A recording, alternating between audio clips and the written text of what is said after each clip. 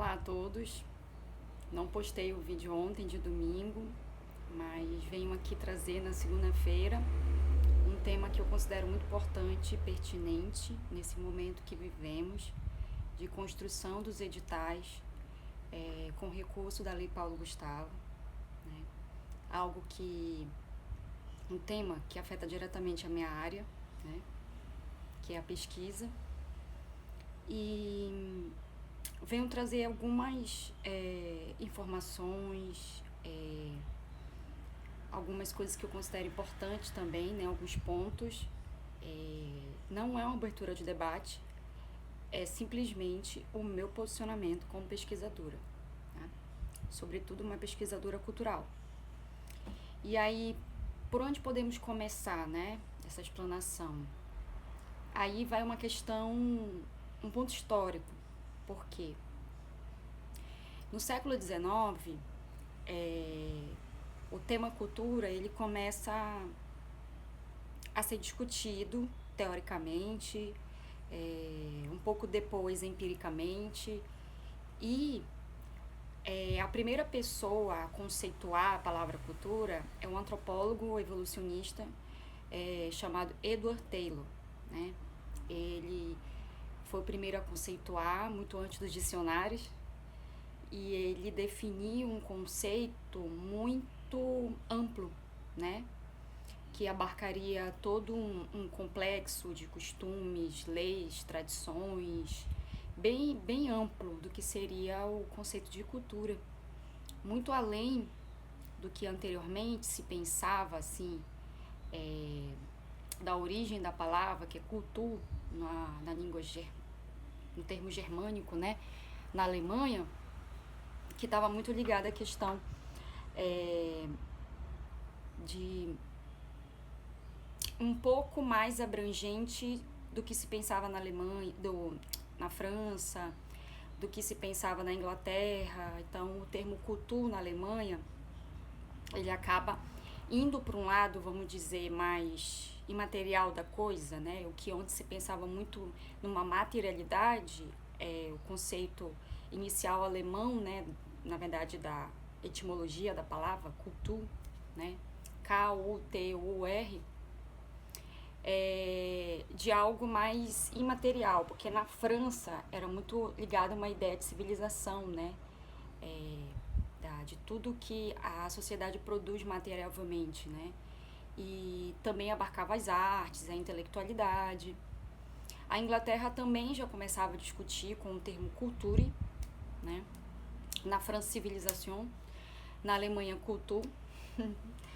E aí o Edward Taylor juntou tudo, né, uma questão material e imaterial desses conceitos, e fez a primeira definição do que seria a cultura. E um pouco mais atrás disso, né, pensando numa etimologia da palavra, remete ao termo latim, que era colere, que significa cultivar. Posteriormente, esse cultivo foi pro cultivo ativo da mente humana, depois cultivo de plantas e animais, né? Antes, na verdade, né? Do ativo da mente.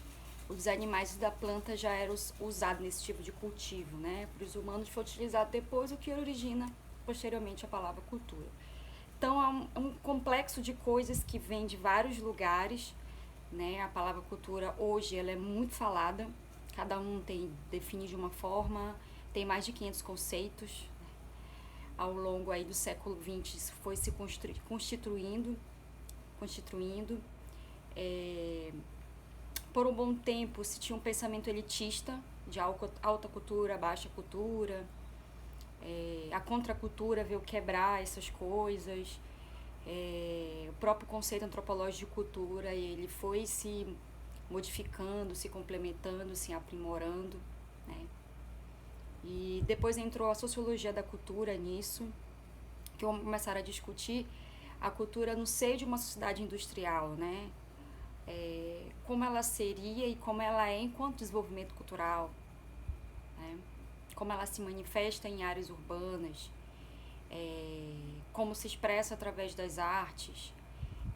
Aí vem um autor, por exemplo, Pierre Bourdieu, que fala, tem uma frase muito interessante que ele diz, assim, que eu sempre uso: cultura não é um privilégio natural, né? Então, aonde termina a natureza, começa a cultura, né? Como que seria aí, né? A gente não nasce sabendo falar, a gente não nasce já com uma língua pronta, a gente não nasce sabendo escrever, a gente não nasce com um costume. Isso não é biológico, né? E nem nunca vai ser. Então, essa frase do Bourdieu ela é muito importante para mim e para reflexão também. Agora vamos falar o ponto desse vídeo, que é o objetivo dele. Quem é que faz a pesquisa cultural, né? Vamos pensar no século XIX, era sobretudo os antropólogos precursores, né?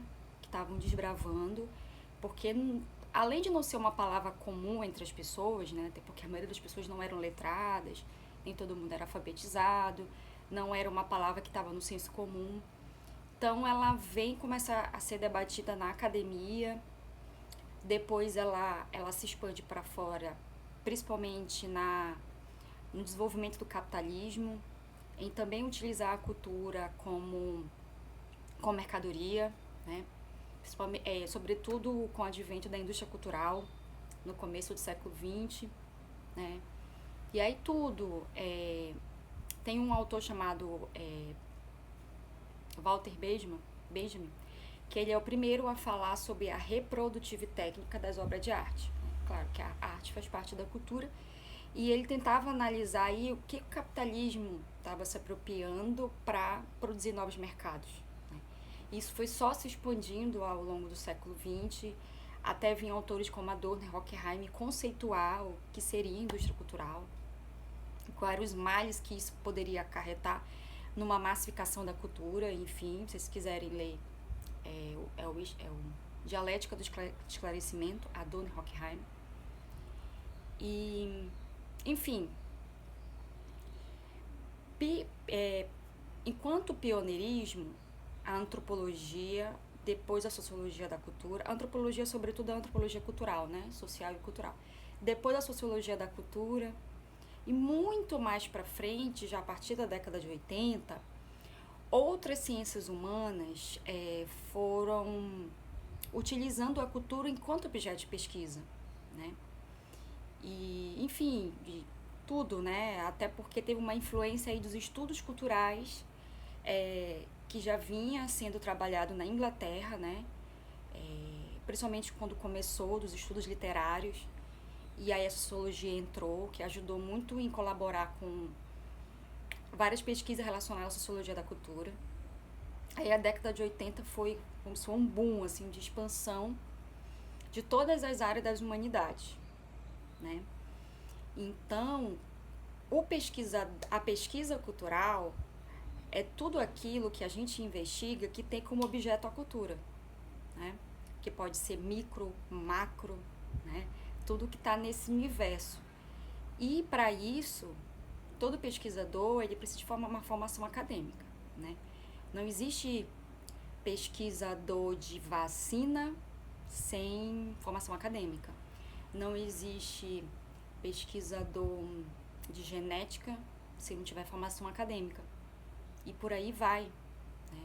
Então, as humanidades, como ela não tem essa visibilidade das ciências naturais, né? Vamos fazer assim, né? As ciências humanas e as ciências naturais. Como as ciências naturais, elas têm essa mais visibilidade, é uma concepção de objetividade, quanto objeto e método, né? Aí tem a estrutura das revoluções científicas, que alguns modelos vão desbancando outros se complementam. Nas ciências humanas, não. Todas as teorias se complementam, né? É muito raro você ver que uma teoria foi desbancada. Mas, claro, tem exemplos, né? Evolucionismo social, teorias racistas, várias coisas que eram considerados válidos cientificamente para ciências humanas, né? Sobretudo antropologicamente, vamos dizer assim, isso pode ser derrubado, isso já aconteceu, né? E aí, outras teorias ela vem só se complementando, até chegar à concepção que nós temos hoje de diversidade cultural, né? De multiculturalismo, teorias pós-colonialistas. Vivemos um momento de descolonização, né? Não só de dominação sobre povos, mas também de descolonização de uma mentalidade coletiva, né? Temos isso também, até porque nós temos uma herança muito grande de um racismo, né? Que a gente vê nitidamente no racismo estrutural, no machismo estrutural, né? E misoginia. Então, as ciências humanas, elas são muito importantes porque, dependendo de qual ciência ela tem um método, ela tem um objeto. Algumas ciências humanas têm um conjunto de teorias do conhecimento que é a epistemologia, algumas têm, outras não. E mesmo assim, a gente tem a validação, porque a cultura, ela faz parte da humanidade, né? E ela sempre é um processo de dinamicidade, né? Ela está sempre em mudança, em transformação, muitas vezes num processo. Então, quem tem isso como estudo de pesquisa vem das humanidades. Quando você apenas escreve um livro, conta uma história, alguma coisa assim, é literatura, não é ciência. Você quer trazer alguns questionamentos sobre o conhecimento, sobre o universo, sobre coisas da vida,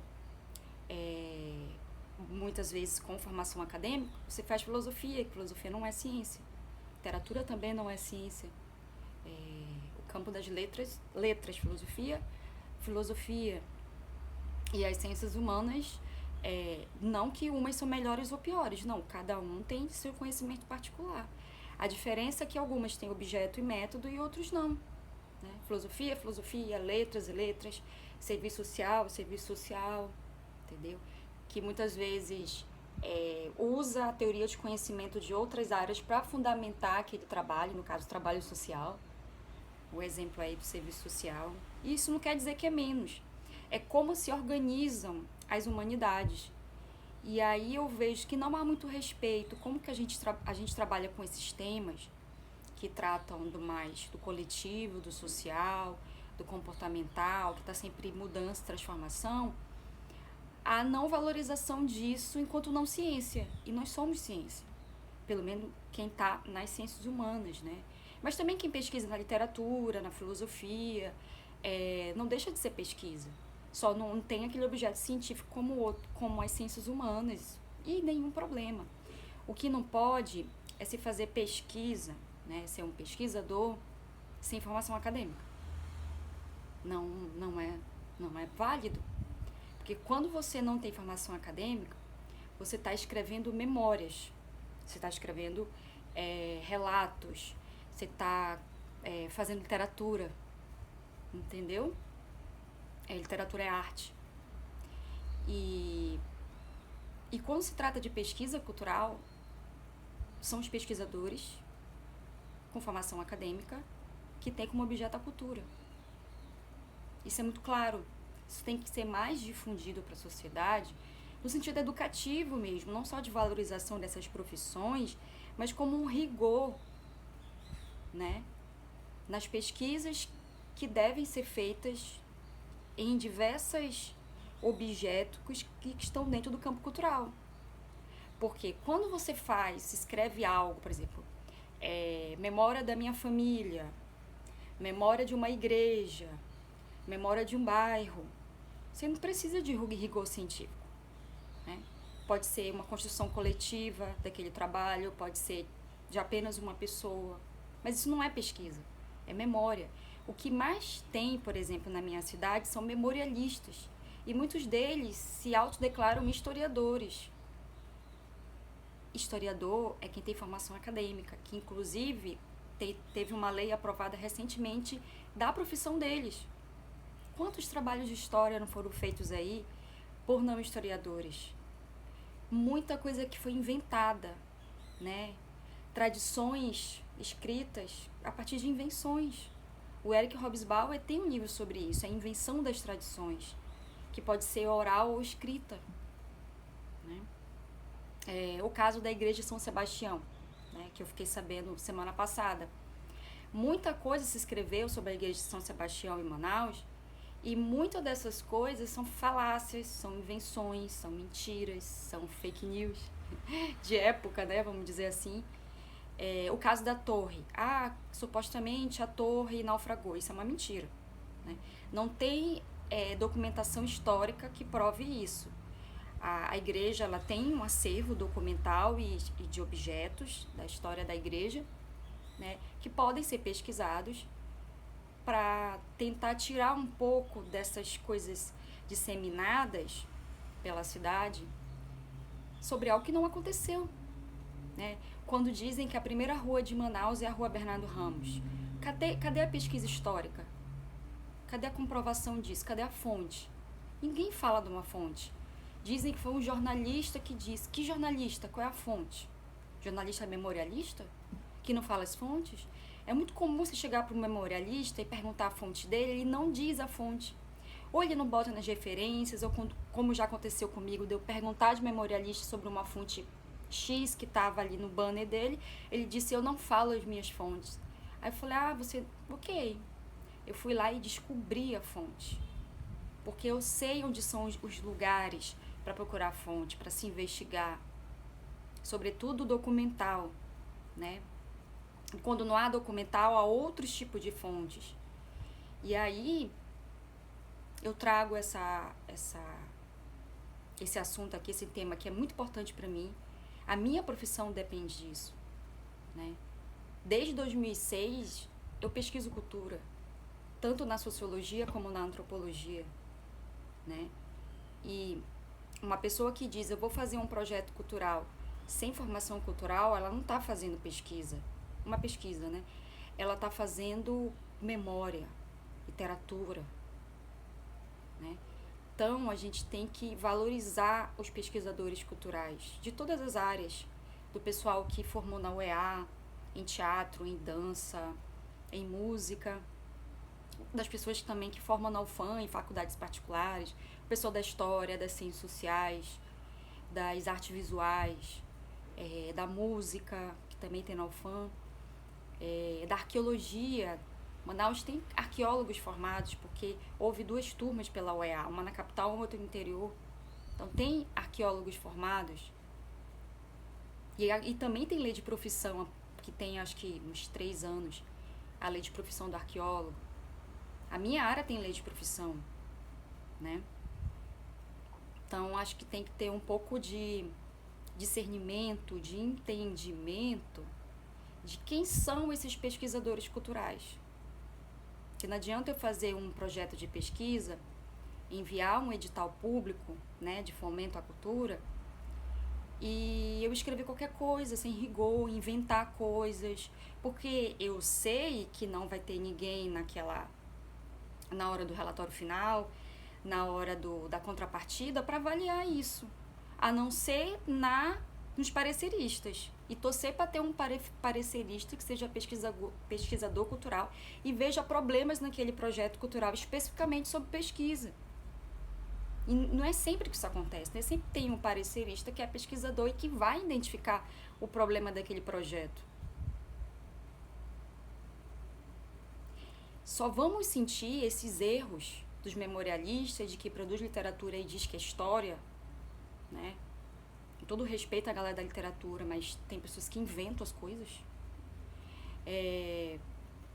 A gente só vai perceber isso daqui a 50 anos, 100 anos, como hoje eu percebo alguns problemas de coisas que eu pesquiso do final do século XIX, de coisas que saíram no jornal, que eu tenho que procurar no arquivo, tenho que procurar em relatório oficial do Estado, para ver se cruza com a informação do jornal. Entendeu? A gente tem que ter muito cuidado com o que a gente escreve, a responsabilidade das palavras, a responsabilidade de lidar com um objeto que é dinâmico, que não é estático no tempo e no espaço. A gente precisa estar desprendido de preconceitos, dessa ideia de alta cultura e baixa cultura. A própria conceito de cultura popular e cultura erudita é dicotômico. Isso serve ao sistema capitalista, de algo que é da camada popular, da classe trabalhadora, e o erudito daquelas pessoas que estão na elite. A gente tem que desbancar isso, tá bom? Então esse é o tema que eu queria trazer. Espero que traga reflexão aí às pessoas que estão esperando o recurso da Lei Paulo Gustavo, e vou lutar pela pesquisa cultural sempre. Até mais!